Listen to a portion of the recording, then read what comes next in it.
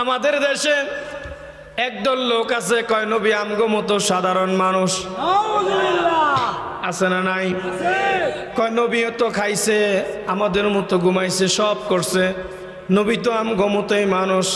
কিন্তু হায় হায় তারা বুঝে না, তারা জানে না নবীজি যে বায়ুমণ্ডল থেকে নবমণ্ডল সেখান থেকে বিজ্ঞানী 1400 বছর পরে গবেষণা করলো, তার থেকে অনেক পরে, তার থেকে অনেক উপরে আমার রাসূল গিয়েছেন। তাদের গবেষণা কিছু হয় নাই। তারা যখন 1957 সালে গবেষণা করলো, নাসা হলো আমেরিকার মহাকাশ গবেষণা সংস্থা। তাদের কাজ হইল আসমানের দিকে, জমিনের দিকে, মঙ্গল গ্রহের দিকে কি হয় সেগুলা নিয়ে গবেষণা করে।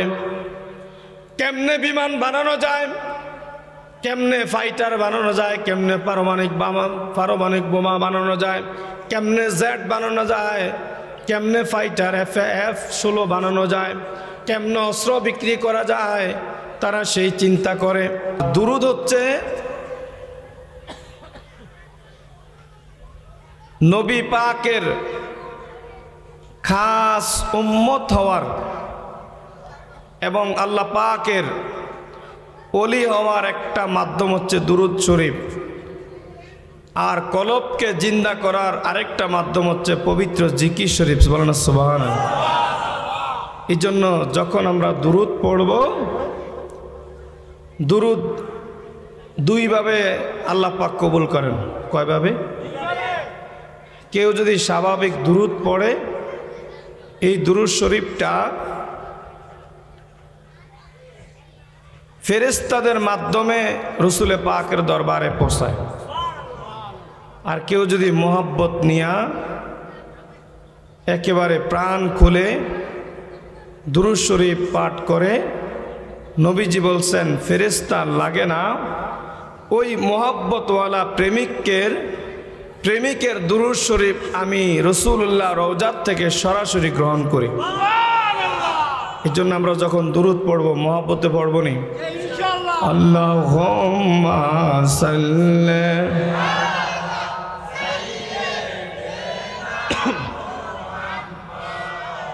আল্লাহুম্মা সাল্লি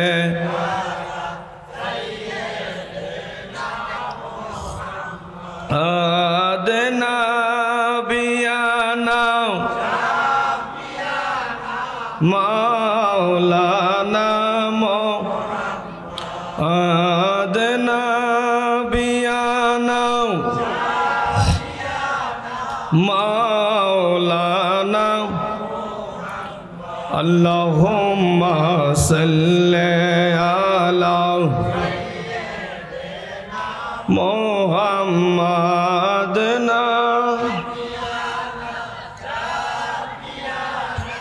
মাওলানা। সকলে বলে আল্লাহুম্মা আমিন। আজকের আয়োজিত এই নুরানে ইমানি ইরফানি মাহফিলের সম্মানিত সভাপতি শ্রদ্ধাভাজন জনাব আব্দুল মালিক মোল্লা সাহেব মাদ্দাজিল্লাহুল আলী, আজকের মাহফিলের সম্মানিত প্রধান অতিথি, প্রধান মেহমান, প্রধান বক্তা, আজকের মাহফিলের সম্মানিত উপস্থাপক এবং আমার অত্যন্ত কাছের প্রিয় বন্ধু মানুষ, যিনি অত্র মাহফিলের কর্ণধার, মদিনাতুল মুনাওয়ারা তাহফিজুল কোরআন সুন্নিয়া হাফিজিয়া মাদ্রাসার সম্মানিত পরিচালক হাফেজ মাওলানা মোহাম্মদ রুবেল হোসেন সহ আজকের আপনাদের এই প্যান্ডেলে যত ভাই ও বাবারা এসেছেন, পর্দার আড়ালের সম্মানিত মা ও বোনেরা, সকলকে আবারও সালাম, আসসালামু আলাইকুম ওয়া রাহমাতুল্লাহি ওয়া বারাকাতুহু।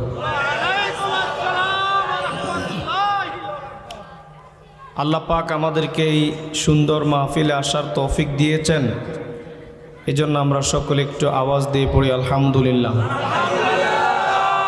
গত বছর এখানে মাহফিল হয়েছে না? গত বছর এই প্যান্ডেলে অনেকেই বসা ছিল, আজকে আছে? আবার আজকে যারা বসা আছেন ক্যামেরা হচ্ছে, ক্যামেরা করে রাখেন, এখান থেকে হয়তো আগামীতে কেউ থাকবে না। তাহলে মরণ কোন দিন? মরণ নিশ্চিত হবে, কিন্তু কবে কার মরণ হবে কেউ কি জানে? কেউ জানে না। এই মাসটার নাম কি বলেন তো? রজব মাস। রজব মাস 4টা সম্মানিত মাসের মধ্যে অন্যতম একটা সম্মানিত মাস। ইন্না ইদ্দাতাশ শুহুরি ইনদাল্লাহি ইসনা আশারা। আল্লাহ পাক পৃথিবী যখন সৃষ্টি করে তার মধ্যে 12টা মাস সৃষ্টি করে রেখেছেন।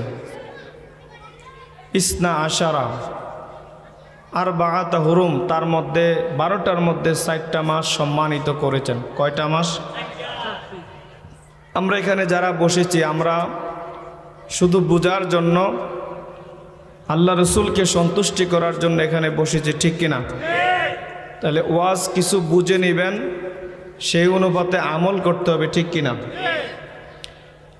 মেশকাত শরীফের প্রথম হাদিস নিয়তের বিষয়, যে মোমেন যদি নিয়ত করে, যদি আমল পরিপূর্ণ করতে না পারে তাহলে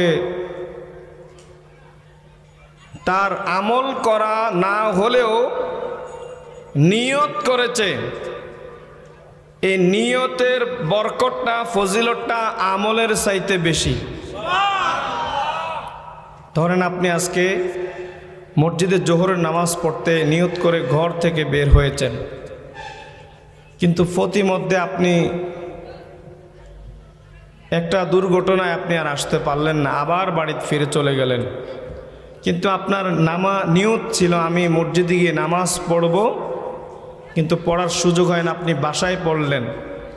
আমার নবীজি কয়, উম্মত তুমি পড়ার সুযোগ হয় না, কিন্তু তোমার যারা মুসল্লি ছিল, যারা নামাজ পড়েছে ইমামের পিছনে মুসল্লিরা নামাজ পড়ে যত সওয়াব তারা পেয়েছে, তুমি না আসার কারণে, কিন্তু তোমার নিয়ত ভালো ছিল, এই জন্য তোমার আমল নামার মধ্যে প্রত্যেকের আমল নামার সমান সওয়াব দিয়ে দিছে। এই জন্য আমার রসুল বলছেন, নিয়াতুল মুমিনিনা খায়রুম মিন আমাল। আমলের চাইতে মোমেনের নিয়তটা কি উত্তম, ঠিক কিনা? তাহলে এখানে যারা এসেছেন কার জন্য এসেছেন? আল্লাহ এবং তার রসুলের জন্য এসেছেন। শুধু যে আল্লাহর জন্য তা নয়, এই কথাটা কিন্তু ভুল। আল্লাহ এবং তার রসুলের জন্য, ঠিক কিনা? কারণ আল্লাহ যেখানে রসুলও, আপনি যখন আজান দেন আল্লাহ আছে রসুল আসেনি, একামত যখন দেন আল্লাহ আছে রসুল আসেনি, নামাজ যখন পড়েন নামাজে আল্লাহ আছে রসুল আসেনি। নবীজিকে যদি নামাজের মধ্যে সালাম না দেন নামাজ হবেনি। আমরা তাশাহুদ পড়ি না, আসসালামু আলাইকা আইয়ুহান নবী ওয়া রাহমাতুল্লাহি, আসসালামু আলাইকা আইয়ুহান নবী। হে নবী, আপনাকে নামাজের মাধ্যমে, নামাজ হইতে আপনাকে আমি সালাম দিলাম। রসুলকে সালাম না দিলে নামাজ হবে?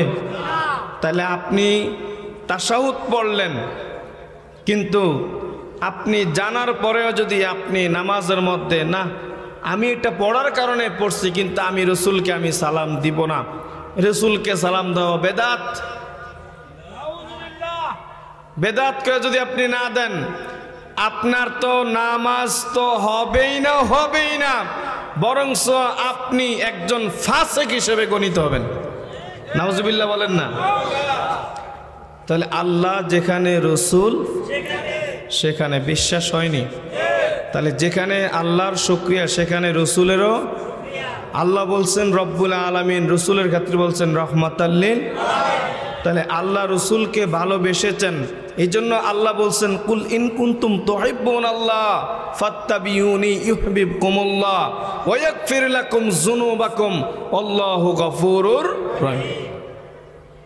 আল্লাহ বললেন, ও হাবিব আপনি দুনিয়ার মানুষদেরকে বলে দেন, যদি তারা আমি আল্লাহকে ভালোবাসতে চায় তারা যেন আপনাকে ভালোবাসে। আপনাকে ভালোবাসলে আমি আল্লাহকে ভালোবাসা হয়ে যাবে। যদি আমি আল্লাহকে ভালোবাসে আমি তাদের জীবনের সমস্ত গুনাহগুলি মাফ করে দিব। এই জন্য আল্লাহকে ভালোবাসার পূর্বে রসুলকে ভালোবাসা লাগবে নি? লাগবে। আমি যেই আয়াতে কারিমাটা নিয়েছি এটা হচ্ছে রজব মাস। রজব মাসের 4টা সম্মানিত মাস, তার মধ্যে একটা সম্মানিত মাসের নাম কি? রজব মাস। আর বাকি 3টা কি? একটা হলো মুহররম, 2 নম্বর রজব, 3 নম্বর জিলকদ, 4 নম্বর জিলহজ। কয়টা হলো? এই 4টা হলো 12 মাসের মধ্যে সম্মানিত মাস।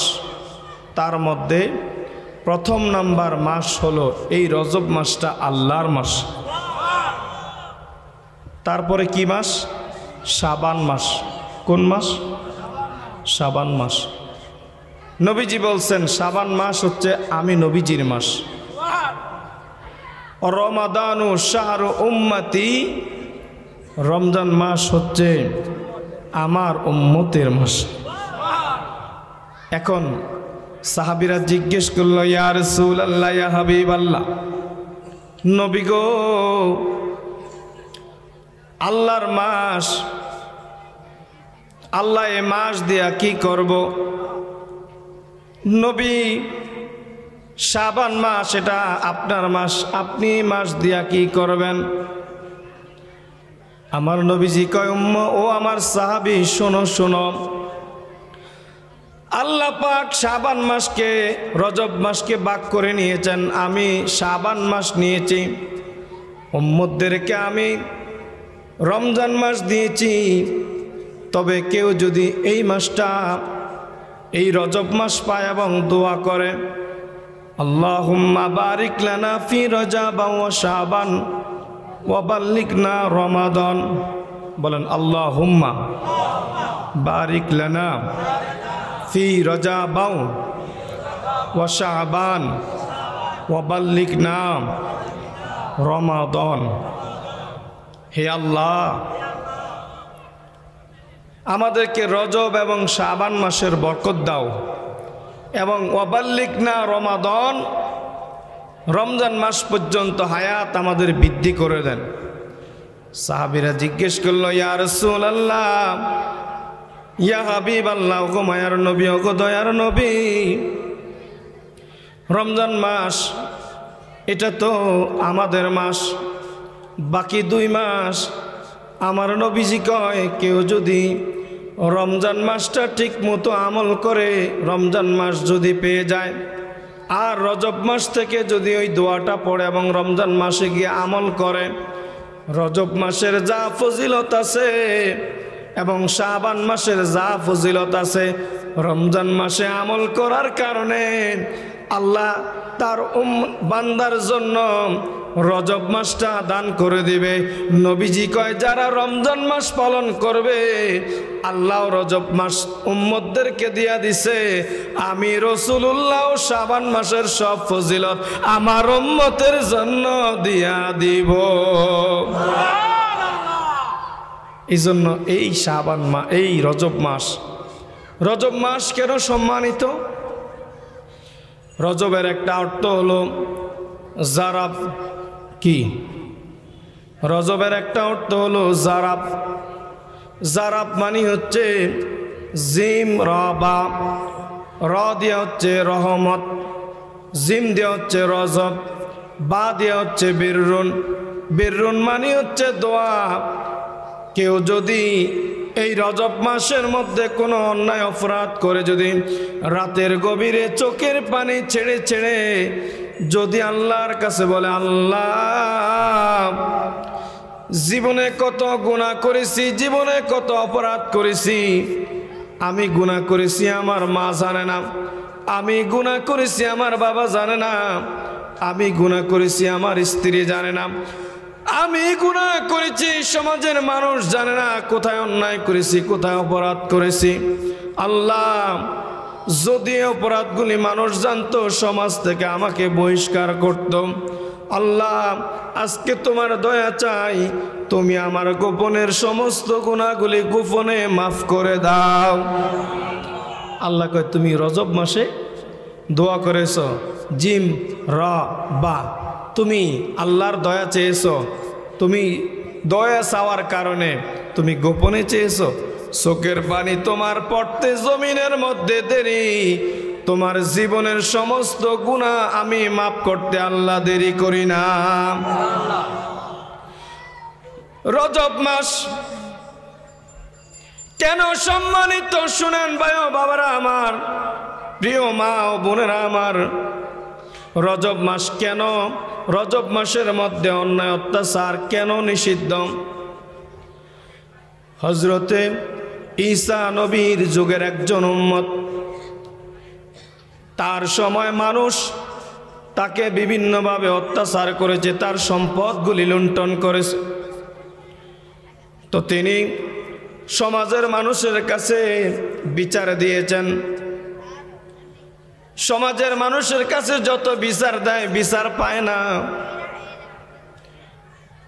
তার যাইতে যাইতে অনেক সম্পদ লুণ্ঠন হয়ে গেছে।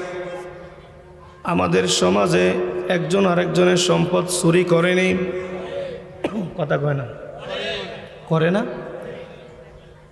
ঘরবাড়িতে চুরি করেনি। একটা হইল চোর, এটা হইল গোপনে গোপনে চুরি করে, আরেকটা হইল প্রকাশ্যে চুরি করে, সেটা হইল ডাকাত, ঠিক কিনা? আরেকটা হইল ভদ্র কলমের চোর, আছে না নাই? এখন আমি আপনাদের কাছে জানতে চাই, যেই ব্যক্তিটা রাতের আধারে চুরি করে, যেই ব্যক্তিটা সরাসরি ডাকাতি করে, তার চাইতে যেই লোকটা কলমের গুতা দিয়া মানুষের গরু বেচা বিক্রি করা টাকাটা নিয়ে যায়, ওই চোরের বেশি পাপ হবে না যে সরাসরি কলম দিয়া ভদ্রভাবে চুরি করে? তার গুনাহ বেশি হবে। যার কলমের, এটারে কি কয়? আর রাশি ওয়াল মুরতাশিয়া কিলাহুমা ফিন্নার। কয় যে ব্যক্তি কলম দিয়া ঘুষ খাইল, কি খাইল? ঘুষ হালাল, হালাল না হারাম? বিশ্বাস হয়নি? ঘুষ তো দুই প্রকারের মধ্যে আবার খায়। এক প্রকার ঘুষ খায় হইল সমাজের মধ্যে বিচার করে, আরেক প্রকার ঘুষ খায় কলমের আগা দিয়া অফিসে বসে। এই সমাজের মধ্যে বিচার করে টাকা নেওয়ার মতো ঘুষ খাওয়ার লোক আসেনি?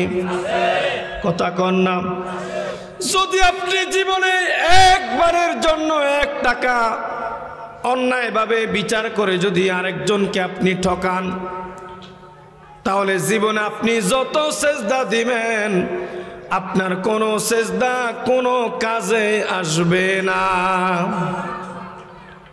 এখন সমাজে এক প্রকার আছে না, তা দুইভাবে ঘুষ নেয়। একটা হলো দালালি করে, এই বিচার করে, কয় বিচার বসবে, তুমি আমাকে এত টাকা দাও, তোমার রায় বিচারের ময়দানে আমরা এইভাবে ঘুরে করব, আছে না? এই বিচারকের সবচাইতে কঠিন বিচার হবে কাল হাসরের ময়দানে। তো ঈসা নবীর যুগের ওই লোকটা দেখলো সমাজের কারো কাছে কোনো বিচার পায় না। বিচার পাইলে বিচারে বসতে গেলে ঘুষের মাধ্যমে তার বিচারটা সে ঠকে যায়। এখন লোকটা আল্লাহর কাছে ফরিয়াদ করলো, আল্লাহ আমাকে তুমি হায়াত বৃদ্ধি করে দাও, আমি আর কারো কাছে কোনো বিচার চাইব না এই সমাজের মধ্যে। আল্লাহ বললেন, ওরে বান্দা, তো তুমি কার কাছে বিচার চাইবা? আল্লাহ আমি এমন সময় বিচার চাইব, ওই একটা যোগ আছে আপনার প্রিয় হাবিব রহমাতুল্লিল আলামিনের যোগে। কয় আল্লাহ ওই সময় পর্যন্ত তুমি হায়াতটা আমাকে বৃদ্ধি করে দাও। আল্লাহ বললেন, ও বান্দা তুমি হায়াত চেয়েছ, যাও যাও, আমি আমার রহমাতুল লিল আলামিনের যুগ পর্যন্ত তোমাকে হায়াত বৃদ্ধি করে দিলাম। সুবহানাল্লাহ কন্যা। তার হায়াত বৃদ্ধি করার পরে যখন রাসূলুল্লাহর যুগে আসলো, রাসূলুল্লাহর যুগে আসার পরে যখন রজব মাস পাইল, এবার আল্লাহর দরবারে এসে বলল, ওগো আল্লাহ, ও আল্লাহ, রজব মাসে এই রাসূলুল্লাহর যুগে রজব মাসের অপেক্ষায় আমি আপনার থেকে সময় হায়াত নিয়েছিলাম। আল্লাহর কাছে তিনি এবার বিচার দিলেন, ওগো আল্লাহ, ও আল্লাহ, আমি ঈসা নবীর যুগ থেকে আমি এই যুগে এসেছি। এই যুগে এসেও আমি দেখছি আমি কত লোকের অন্যায় অবিচারের শিকার হয়েছি। এই আইয়ামে জাহিলিয়াতের মধ্যেও আমার কতগুলো মাল লুণ্ঠন করা হয়েছে। এই নবীর এই আইয়ামে জাহিলিয়াতের যুগে কোনো আমি বিচার পাই না। এবার তিনি আল্লাহর দরবারে বললেন, আল্লাহ, অমক লোকটাকে তুমি লুলা বানায় দাও, আর তার 3টা সন্তান আছে, তার 3টা সন্তানের 2টা সন্তানকে তুমি দুনিয়ার থেকে নিয়ে যাও, আর একটা সন্তানকে তুমি এমনভাবে প্রতিবন্ধী করো যেন সে কোনোভাবে হাঁটতে চলতে পারে না, হামাগুড়ি দিয়ে চলাফেরা করা লাগে, আরেকজনের সহযোগিতা করা লাগে। যখন আল্লাহর দরবারে আরজি পেশ করলো আয়েশা, আল্লাহ কয়া, ও উম্মত, ও আমার বান্দা, তোমার কথাটা আমি কবুল করে নিলাম। হযরত ইবনে আব্বাস নবীজির একজন বিশিষ্ট সাহাবী, তিনি বলতেছেন, আল্লাহে সামিতু রাসূলুল্লাহ সাল্লাল্লাহু আলাইহি ওয়াসাল্লাম, আমি রাসূলুল্লাহ সাল্লাল্লাহু আলাইহি ওয়াসাল্লামকে বলতে শুনেছি, যারা অন্যায় অবিচার করে তাদেরকে দুনিয়ার জমিনে আমার রাসূল আল্লাহর কাছে লানতের বিচার দিয়ে গেছেন। নাউজুবিল্লাহ করুন। লানতের বিচার করে দিয়ে গেছেন। যারা মজলুম, তারা যদি অন্যায় করে, তাদের উপর যদি জুলুম করে, তারা যদি রজব মাসে আল্লাহর কাছে প্রার্থনা করে, বিচার চায়, তাহলে আল্লাহ পাক তার এই মুনাজাতটা, তার আবেদনটা কখনো ফিরিয়ে দিবে না। সে যা আবেদন করবে তার আবেদনটা আল্লাহর দরবারের সঙ্গে সঙ্গে কবুল হয়ে যাবে। বাবারা আমার,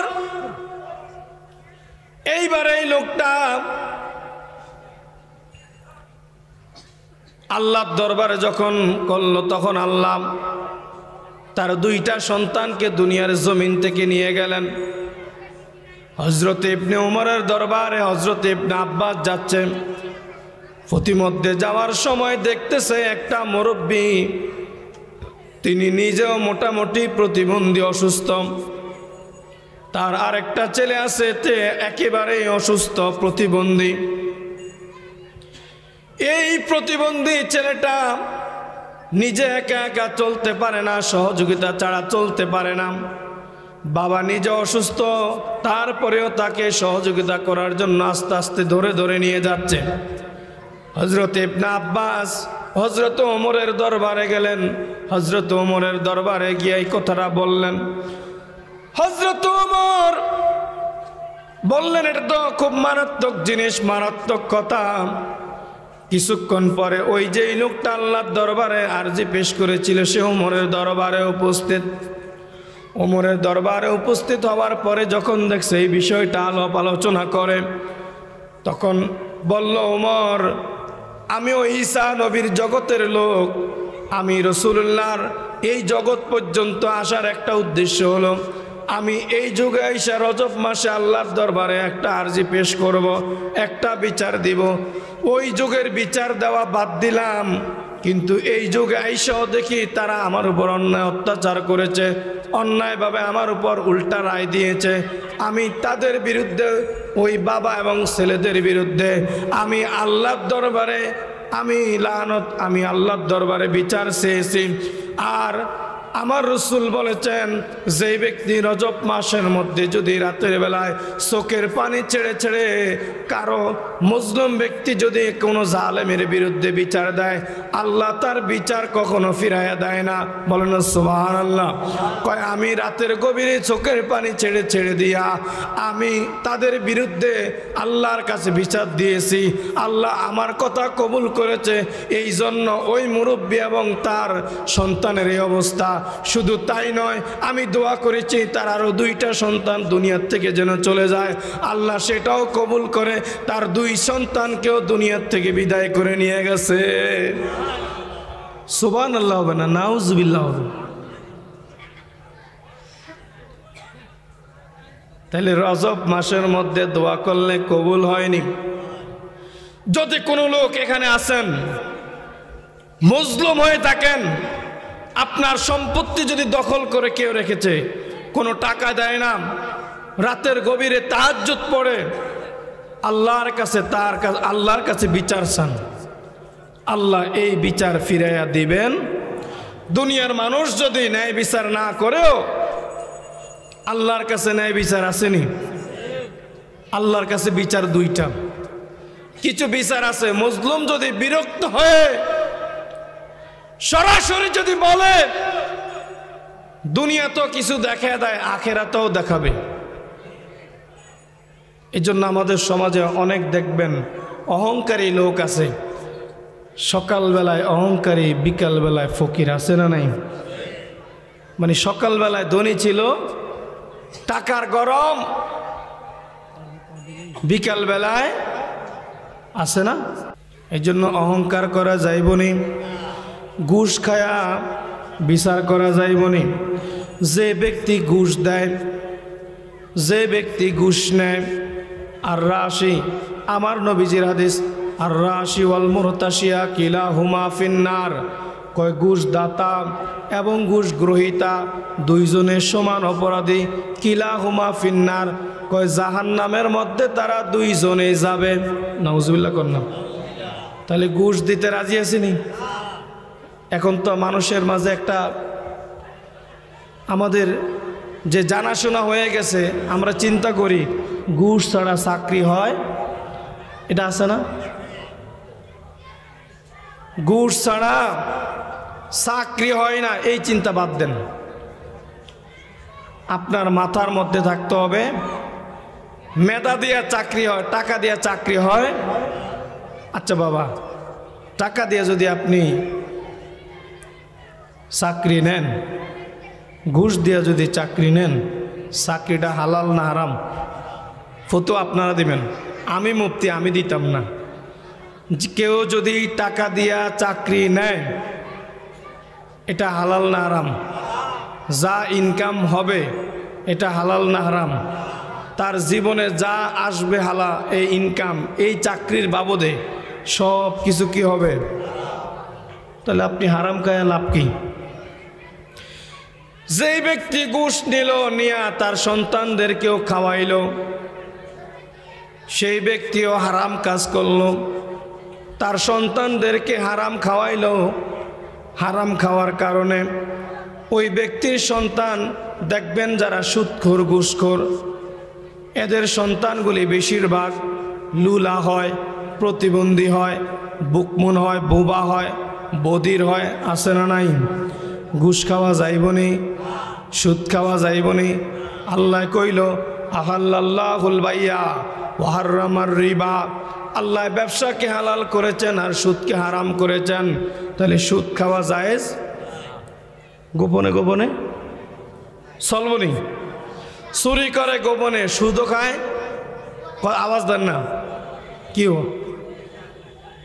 চুরি করে গোপনে, ঘুষও খায়, সুদও খায়।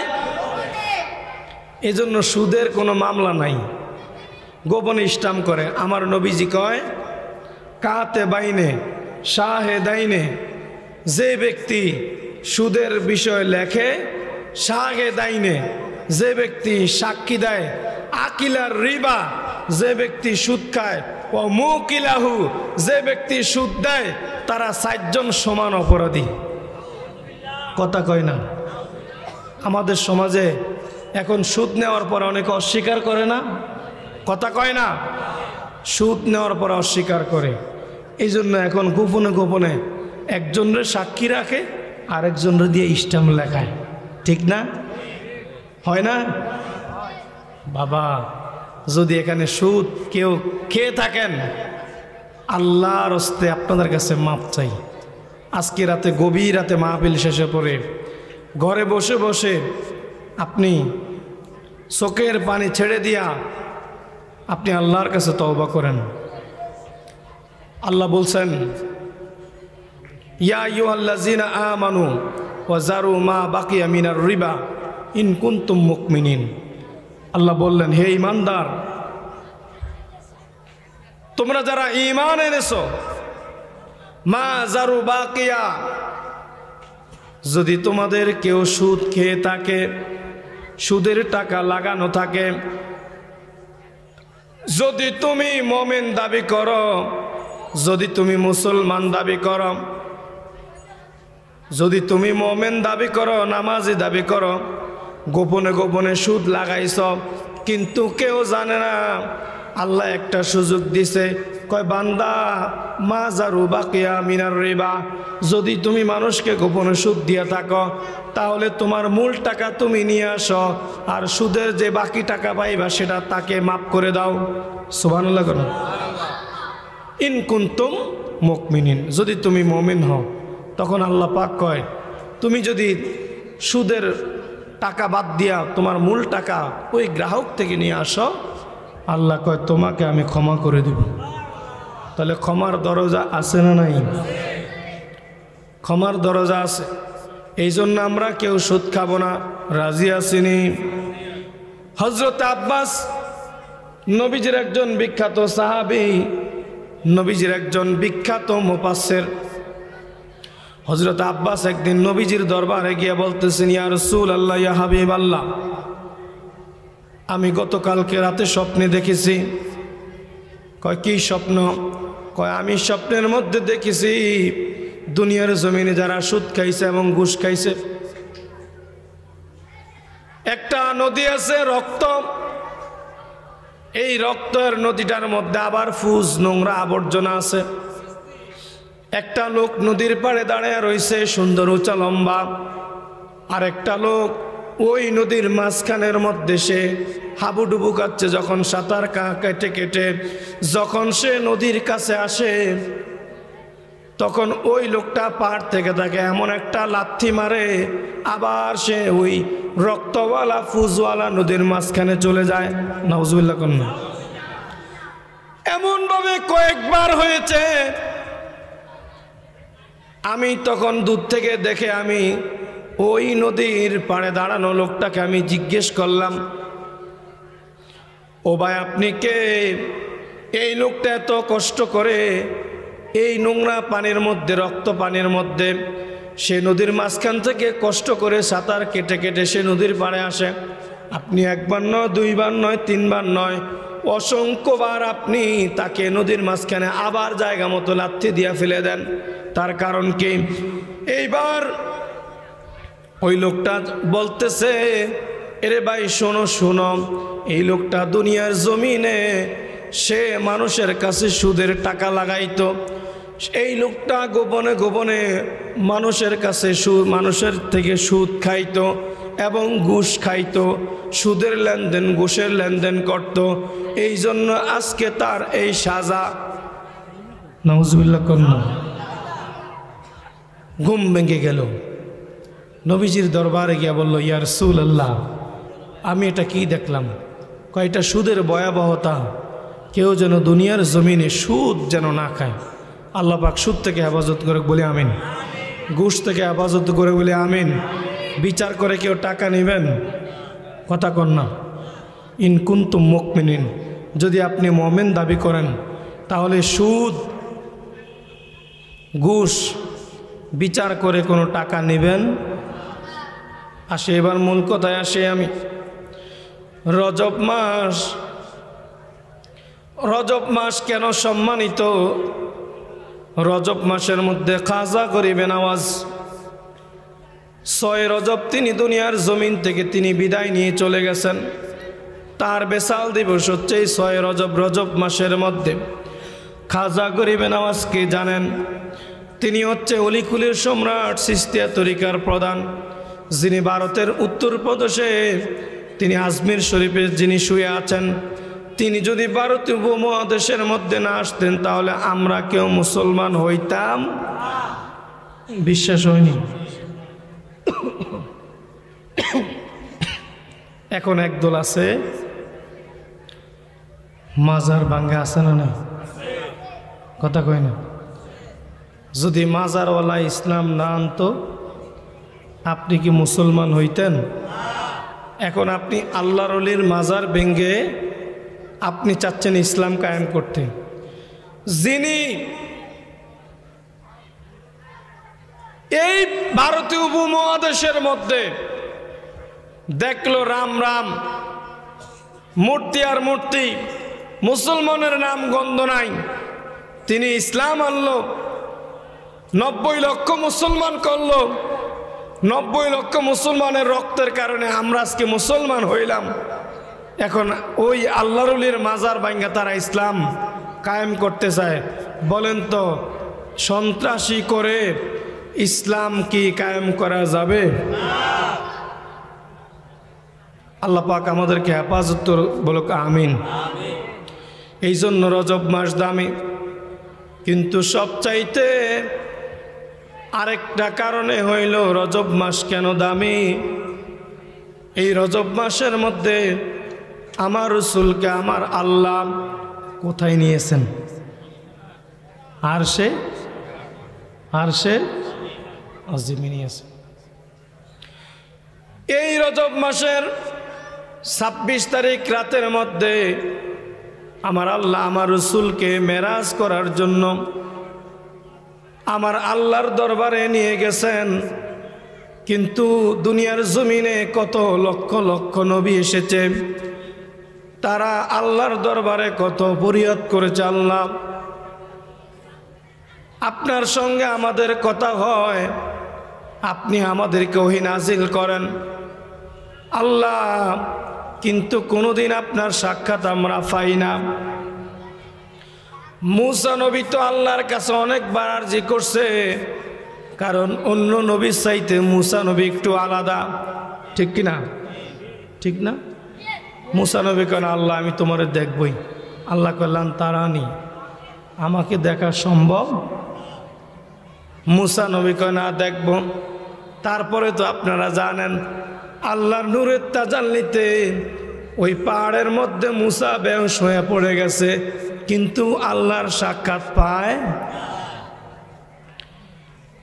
আরজি করার পরেও আল্লাহ পাক কোন নবীর সঙ্গে দেখা দেন না, কিন্তু আমার রাসূল একবারও আল্লাহর কাছে আরজি পেশ করে না, ইয়া রাসূলুল্লাহ, ইয়া হাবিবাল্লাহ, আপনি আমার সঙ্গে দেখা করেন। এটা প্রস্তাব দিয়েছে আমার আল্লাহ আমার রাসূলকে।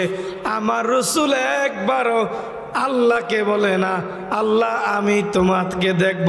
সুবহানাল্লাহ, একবারও বলে না।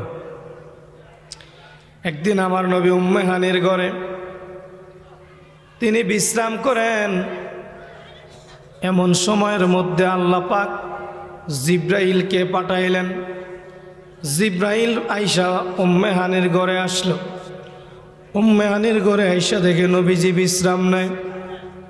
নবীজিকে জিব্রাইল ডাক দেয় না, কারণ নবীজি বিশ্রামের মধ্যে আছে।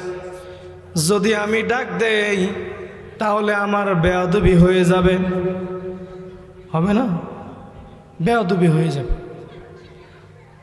এখন জিব্রাইল ডাক না দিয়া নবীজির ফা মোবারকের তলাটার মধ্যে জিব্বা দিয়ে একটু লেহান দিতেছে। লেহন দিছে, আর আমার নবীজি তার দিকে তাকাইছেন। কিন্তু আমার নবী, শুধু আমার নবী নয়, কোন নবীরা যখন ঘুমায়, আমরা যখন ঘুমাইলে দুনিয়ার কিচ্ছু বুঝি না, নবীরা চোখ দিয়া যদি ঘুমায় কিন্তু বাতিনিভাবে সমস্ত নবীরাই দুনিয়ার সব কিছু দেখে। নবীজি এবার বলল, জিব্রাইল কেন আসছো? বলি, ইয়া রাসূলুল্লাহ, আল্লাহ আপনাকে দাওয়াত দিয়েছে। কেন? আল্লাহর সঙ্গে দেখা করতেন। আমার নবীজি জানেনি, কথা কয় না, আমার নবীজি। তারপরে ওকে কেন? দাওয়াত দিছে। আমার নবীজি দাওয়াত নিলেন। নবীজি এবার দাওয়াত নিলেন। আল্লাহর পক্ষ থেকে একটা বোরাক পাঠাইল। বোরাকটা হলো গাদার চেয়ে একটু বড়। এটা সাদা আকৃতির গাদাটা, বোরাকটা। বোরাকের মধ্যে আমার নবীজি উঠলেন। নবীজি মসজিদে হারাম, হারাম থেকে এবার নবীজি চলে গেলেন মসজিদে আকসায়। মসজিদ আকসা কই জানেননি? কোথায় জানেন? মসজিদে আকসা ফিলিস্তিন, যেখানে মসজিদে আকসা নিয়া ইসরায়েলের সাথে ফিলিস্তিনের হামাসের যুদ্ধ হচ্ছে, ঠিক কিনা? উপরে দিয়া বোমা পড়ে, নিচে দিয়া ফিলিস্তিনেরা নামাজ পড়ে। আমরা কথা কয় না। এত সুন্দর মসজিদ, টাইলস করা, ফ্যান ঘুরে, এসি চলে, কত সুন্দর নিরাপদ। বলেন তো, কোনো একটা লোক বলতে পারবেন আমি নামাজ পড়তে গেছি, আমাকে কোনো বেদিন কাফের মুশরিকরা বাধা দিছেনি? কথা কয় না। আমার নবী যখন নামাজ পড়ছে, সাহাবীরাও নামাজ পড়ছে। নবীজির মাথার উপর দিয়া সেজদায় যখন গেছে, তখন কাফেররা নারী বুড়ি ময়লা আবর্জনা দিয়া মাথার মধ্যে রাখছে। নাউজুবিল্লাহ করলাম। আমার নবী সেজদার থেকে মাথা উঠায় না।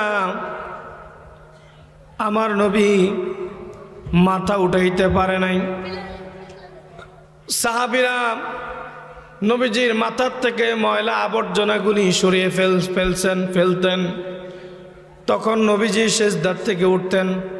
দূর থেকে কাফেররা দেখে দেখে আনন্দ করত আর মুস্কি হাসত। তাদের কাছে ভালো লাগতো, কিন্তু আমার নবীজি কোনোদিন তাদের জন্য বরদোয়া দেয় নাই। সাহাবীরা অত্যাচার নির্যাতন সহ্য করার পরেও কোনোদিন আল্লাহর ইবাদত ছাড়ে নাই।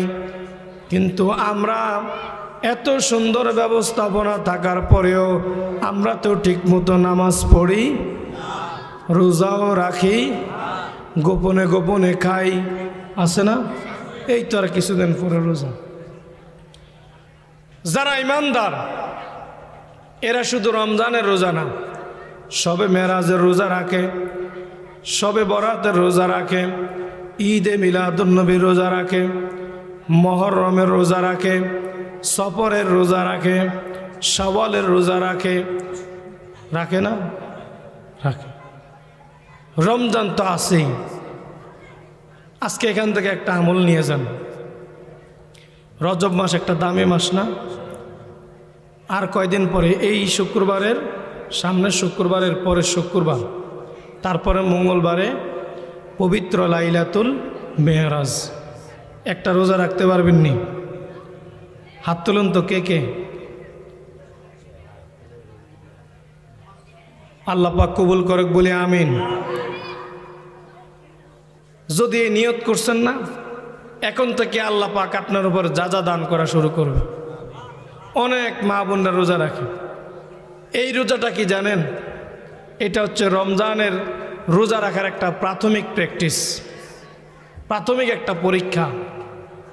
এই জন্য রোজা রাখবেন। রাজি আছেন তো? দেখবেন রোজার জন্য তখন এটা হালকা হয়ে যাবে। আমার নবীজি এবার মক্কা থেকে, মসজিদে হারাম থেকে এবার চলে গেল ফিলিস্তিনের আল আকসা মসজিদে, যেটা কোরআনের মধ্যে আল্লাহ বলছেন, সুবহানাল্লাযী আসরা বিআবদিহি লাইলাম মিনাল মাসজিদিল হারাম ইলাল মাসজিদিল আকসা।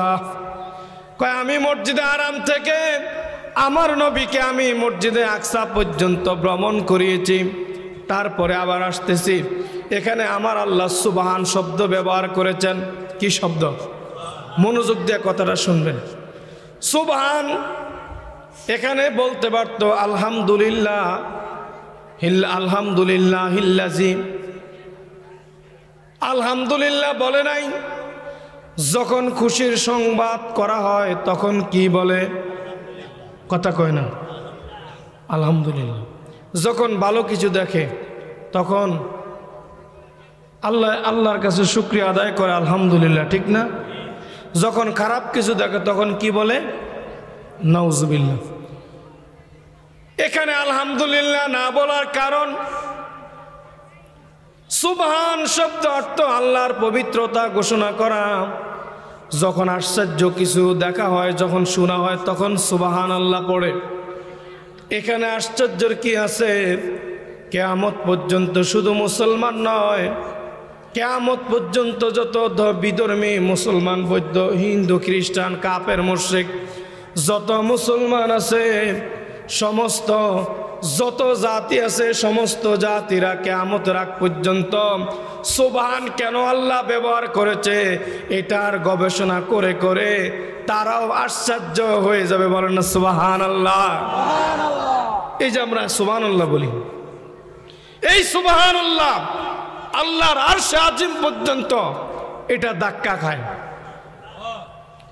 যতক্ষণ পর্যন্ত সুবহানাল্লাহর ফজিলত আল্লাহর তরফ থেকে আমাদের কাছে না আসে, আমাদের আমলনামায় না লেখা হয়, ততক্ষণ পর্যন্ত আমরা যে সুবহানাল্লাহ বললাম আল্লাহর আরশে আজিম পর্যন্ত কাঁপতে থাকে।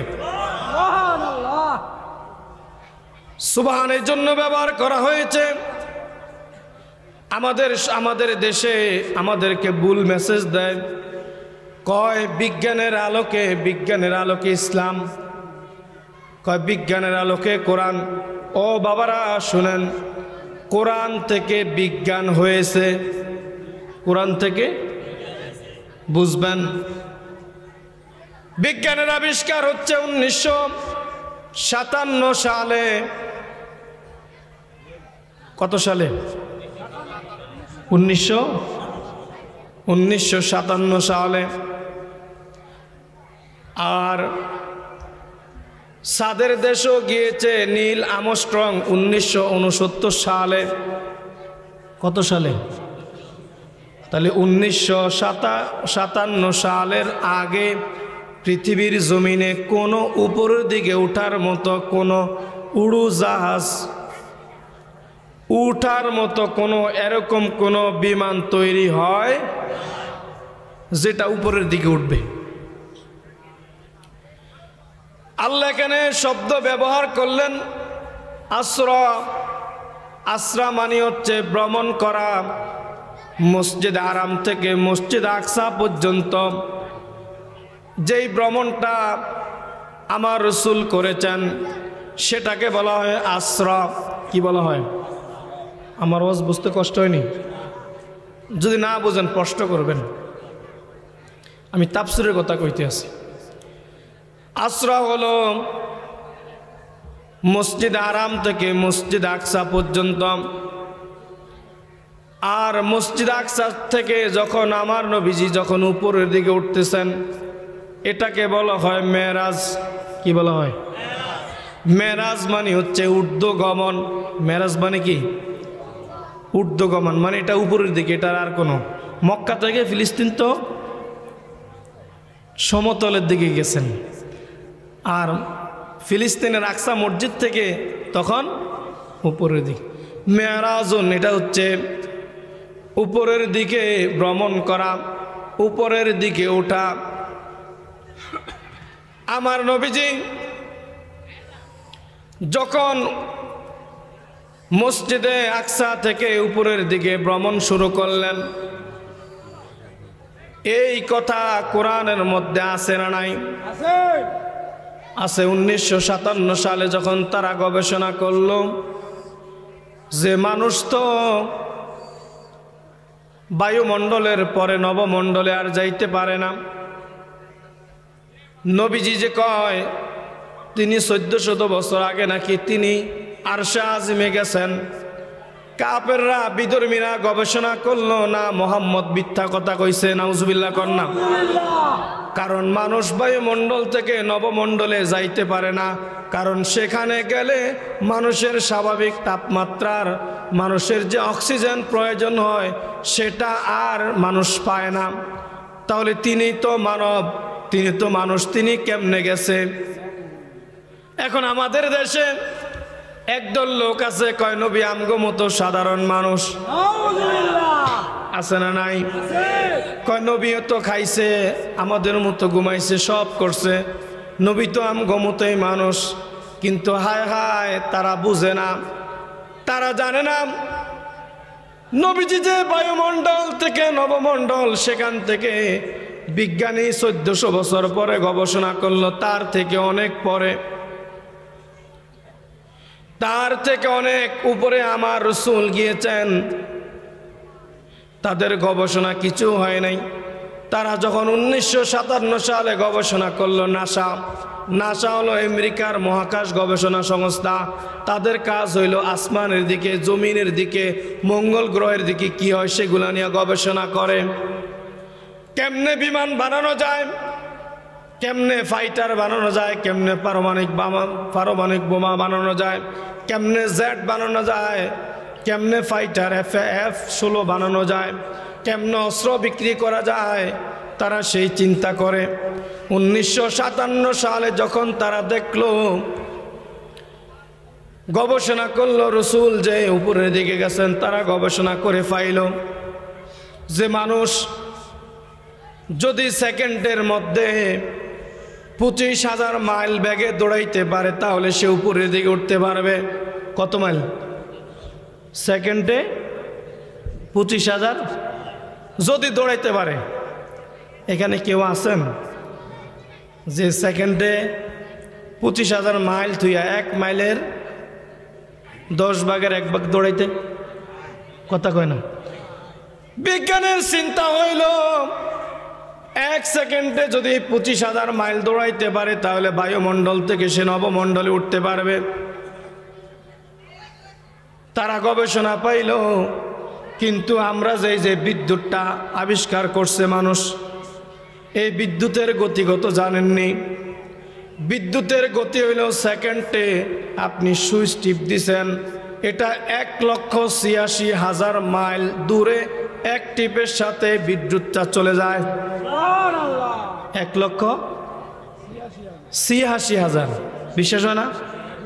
কেউ টিপ দিছেন, সঙ্গে সঙ্গে এটা জ্বলে গেল সবগুলো লাইট। আমরা যখন পানি দেই লতা পাইপ দিয়া, স্টার্ট দিলে পানি যাইতে যাইতে 2-4 মিনিট লাগে না? কারেন্টও যায় ঠিক এইভাবেই, কিন্তু কারেন্টের গতিবেগ অনেক, সেকেন্ডে 1,86,000। তো তারা গবেষণা করলো মানুষ 25,000 মাইল যদি যাইতে পারে তাহলে তারা উপরের দিকে উঠতে পারবে। তাদের গবেষণায় দেখলো না, আমাদের গবেষণা ভুল হয়েছে। কারণ তারা যখন বিদ্যুৎ আবিষ্কার করলো, বিদ্যুৎ আবিষ্কার করে যখন দেখছে যদি এই বিদ্যুৎটা 1,86,000 মাইল বেগে যাইতে পারে তাহলে বিদ্যুতের চাইতে শক্তিশালী মানুষ, পানির চাইতে শক্তিশালী মানুষ, বাতাসের চাইতে শক্তিশালী মানুষ, সব কিছুর চাইতে শক্তিশালী মানুষ। কথা কয় না? শক্তিশালী না? আর আমার রাসূলের তো কোনো আমাদের সাথে তুলনা চলে না। এইবার তারা গবেষণা করলো যদি রাসূল নিশ্চয়ই 1 সেকেন্ডে 25 মাইল বেগে উপরের দিকে উঠেছেন, তারা এখান থেকে গবেষণা করলো তাহলে আমরা উপরের দিকে উঠতে পারবো। এবার তারা বিমান আবিষ্কার করলেন। বিমান আবিষ্কার করার পরে আস্তে আস্তে করে আবার ফাইটার আবিষ্কার করলেন। এবার তারা 1979 সালে তারা চাঁদের দেশে গেলেন। কোন দেশ? নীল আর্মস্ট্রং আমেরিকার চাঁদের দেশে গেলেন। কত মাইল জানেন? জমিন থেকে চাঁদের দূরত্ব হইল 2,39,000 মাইল। 2,00,000 2,39,000 মাইল। তারা যে রকেট আবিষ্কার করলো, যে বাহনটা তারা আবিষ্কার করলো, নীল আর্মস্ট্রং সর্বপ্রথম তার সঙ্গী সফর নিয়া নীল আর্মস্ট্রং গবেষণা করে তারা চাঁদের দেশ পর্যন্ত গেল। তাদের সময় লাগলো 1 সপ্তাহ। কতদিন? 2,84,000 মাইল। তাহলে তারা যে আবিষ্কার করছে তারাও কি কম করছেনি? এখন তাদের সময় লাগলো 1 সপ্তাহ। 1 সপ্তাহ পরে যখন আসলো, নীল আর্মস্ট্রং চাঁদের দেশে গেল, মাত্র 2,39,000 মাইল উপরে উঠল। আবার 2,39,000 মাইল নিচের দিকে সে নেমে গেল। এবার সমস্ত মানুষেরা তাকে সংবর্ধনা দিতে আছে, তাকে ফুল দিয়া বরণ করতে আছে বিভিন্নভাবে। কি আনন্দ, তারা চাঁদের দেশে গেছে। কিন্তু ওই নবীজির যুগে যখন নবীজি আসলো, নবীজি আসার সঙ্গে সঙ্গে আমার নবীজি যখন বলল আমি আরশে আজিমের মধ্যে গিয়েছি, কোথায় গেছি? তখন মক্কার কাফেররা কয়, হেতে আমগো মতো মানুষ, হেতে আবার কেমনে যায়? হাসাহাসি শুরু করলো। কিন্তু এই যুগের খ্রিস্টানরা নীল আর্মস্ট্রং চাঁদের দেশে গেছে সেটা অস্বীকার করে না, ফুল দেয়। কিন্তু নীল আর্মস্ট্রং তো আইসা কয় আল্লাহর এত সুন্দর কুদরত, সে আর অস্বীকার করে না, সে কালিমা পড়ে মুসলমান হয়ে গেছে।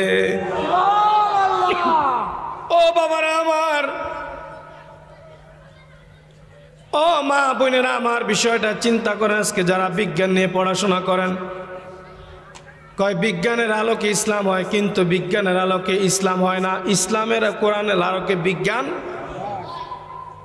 এখন নবীজি আমার চাঁদের দেশে গেলেন।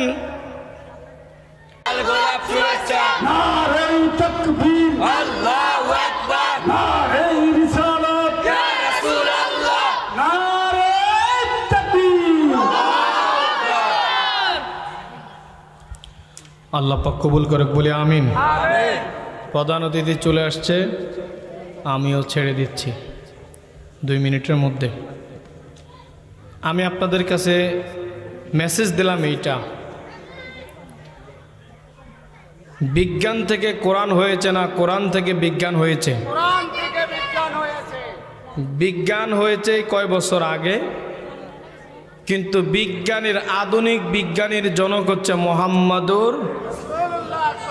সেই 1550 বছর আগে তিনি সব কিছু দিয়ে গেছেন, যা করণীয় সব কিছু আমার রসুল প্র্যাকটিক্যালি সব কিছু বুঝিয়ে দিয়েছেন। তারপরে বিজ্ঞান আস্তে আস্তে করে সামনের দিকে আগায়। চাঁদের দেশও গিয়েছে, মঙ্গল গ্রহে গিয়েছে, আস্তে আস্তে নেপচুন প্লেটো পর্যন্ত যাবে, কয়েকটা গ্রহ ঘুরবে। তারপরে আল্লাহ রসুল যেখানে গিয়েছেন সেখানে কিয়ামত হয়ে যাবে, তারপরেও কেউ যাওয়া সম্ভব। শুধু কিয়ামতের আগ পর্যন্ত চেষ্টা করলেও না, যেখানে গিয়েছেন এর 100 কোটি ভাগের 1 ভাগ দূরত্বের কাছেও যাইতে পারবে। আমাদের থেকে এই যে সূর্য আমরা দেখি সকালবেলায় কিরণ দেয়, সূর্যটা পৃথিবীর থেকে 13 লক্ষ গুণ বড়। কত গুণ বড়? 13 লক্ষ গুণ। এখন আমরা দেখি এটা ছোট্ট, দেখি না, কিন্তু বিজ্ঞান কয় এটা 13 লক্ষ গুণ বড়। তো বিজ্ঞান বলছে ঠিক গবেষণা করে এই কয়েকশো বছর আগে, কিন্তু আমার রসুল ওই 1450 বছর আগে বলে দিয়ে গেছেন যে পৃথিবী সূর্য থেকে 13 লক্ষ গুণ। বুঝতে পারছেন? যা কিছু আছে সব আমার রসুল দেখিয়ে দিয়েছেন। কিন্তু এখন আমাদেরকে বলে কয় ইসলাম পিছিয়ে গেছে, বিজ্ঞান আগে গেছে। এই কথা বলা যাবে? বরং তো ইসলাম এবং কোরআন থেকে বিজ্ঞান এসেছে। এই জন্য নোয়াখালী ভাষায় একটা কথা কয়, বিজ্ঞানীদের মহাগুরু আঙ্গ নবীজি, এমন একজন নবী তুমি খুঁজে পাইবানি। বিজ্ঞানীদের মহাগুরু আঙ্গ নবীজি, বিজ্ঞানীরা রকেট দিয়া চাঁদের দেশ যায়, আঙ্গ নবী রকেট ছাড়া মেরাজে শরীফ যায়। সুবহানাল্লাহ কন্যা। এই যুগে কি রকেট মকেট হেগুন ছিল নি, এই যুগে কি রকেট মকেট হেগুন ছিল নি, বিজ্ঞানীদের মহাগুরু আঙ্গ নবীজি, ঠিক না? হযরত আবু বকর সিদ্দিকের সাপে কামড়াইছে, আঙ্গ নবীর থুতু দিয়া বালা হয়ে গেছে। সুবহানাল্লাহ না? এই যুগে কি ডাক্তার মাক্তার কবিরাজ হেগুন ছিল নি, বিজ্ঞানীদের মহাগুরু আঙ্গ নবীজি। সুবহানাল্লাহ না? তাইলে মেরাজ আমাদেরকে শিক্ষা দেয়, মেরাজ আমাদেরকে শিক্ষা দেয় কি? আধুনিক যে প্রযুক্তি হয়েছে সব কিসের আলোকে? সুবহান সুবহান। এই যে সুবহানাল্লাহ কই, এটার অনেক মর্তবা। এটার থেকে আশ্চর্য কেন আল্লাহ এখানে রসুল ভ্রমণ করেছেন, এটা কেন বললেন, এটার থেকে গবেষণা করলেন। তারপরে কেন রসুলকে উপরে নিলেন, সাধারণ মানব হইয়া কেমনে গেল, এইভাবে তারা তাদের বাসায় চিন্তা করলেন। তো আমাদের মতো মানুষ, যেটা এখন আমাদের দেশে কিছু মৌলবীরা কয় আছে না। তারপরে ওপেন হার্ট সার্জারি, আমার রসুল যখন সিনা চাক হয়েছে, এটাকে বলা হয় সিনা চাক আরবিতে, বাংলা বলা হয় ওপেন হার্ট সার্জারি। আমার রসুলের মেরাজে যাওয়ার আগে আল্লাহ পাক জিব্রাইলের মাধ্যমে ওপেন হার্ট সার্জারি করেছেন। অর্থাৎ রসুলের পাকের হার্টকে, মনকে যখন উপরের দিকে নেবেন, এটাকে প্রশস্ত করেছেন, সাহস জুগিয়েছেন এই সিনা চাকের মাধ্যমে। তারা গবেষণা করল ওপেন হার্ট সার্জারি, সিনা চাক গবেষণা করে তারা পাইল ওপেন হার্ট সার্জারি। তখন এই ডক্টররা মানুষের যে হার্টের মধ্যে সমস্যা হয়, তখন তারা হার্ট কিভাবে কেটে এটাকে আবার রিং বসায়, হার্টের সমস্যা দূর করে, সমাধান করে। এটা রসুলে পাকের মেরাজ থেকে, সিনা চাকের থেকে এটা তারা শিক্ষা নিয়া ওপেন হার্ট সার্জারি তারা এখন মানুষের মধ্যে করছে। সুবহানাল্লাহ কন্যা। তাহলে ওপেন হার্ট সার্জারি সবে মেরাজ থেকে এসেছে, ঠিক কিনা? আল্লাহ পাক আমাদেরকে কবুল করুক, সকলে বলি আমিন। প্রধান অতিথি এসেছেন, আমি স্বল্প সময়ে যা কিছু কথা বললাম আপনারা আমল করবেননি। এই মেরাজের মাস 4টা মাস সম্মানিত মাস। এই 4টা মাসের মধ্যে যুদ্ধ, বিগ্রহ, কলহ, দাঙ্গা, অন্যায়, অবিচার একেবারে সম্পূর্ণ নিষেধ। বৈধ কিছু যুদ্ধ আছে, সেটাও নিষেধাজ্ঞা আমার রসুল দিয়েছেন। সুতরাং আমরা আমল করব, আমরা এই দোয়াটা পড়ব, আল্লাহুম্মা বারিক লানা ফি রজব ওয়া শাবান ওয়া বাল্লিগনা রমাদান। আল্লাহ রজব এবং শাবান মাসের যা বরকত আছে আমাদের উপর দান করো এবং রমজান মাস পর্যন্ত হায়াত বৃদ্ধি করে দাও। সকলে বলি আমিন। ওমা তৌফিক ইল্লা বিল্লাহ। আসসালামু আলাইকুম রহমতুল্লাহি ওয়া বারাকাতুহু। আমি হাজীগঞ্জ মডেল মসজিদে ইমাম খতিব হিসেবে আছি, সরকারি মসজিদ যেটা। আপনাদের দাওয়াত রইলে আপনারা সময় হলে কোনো এক সময় নামাজ পড়ে আসবেন। আল্লাহ পাক কবুল করুক, বলি আমিন।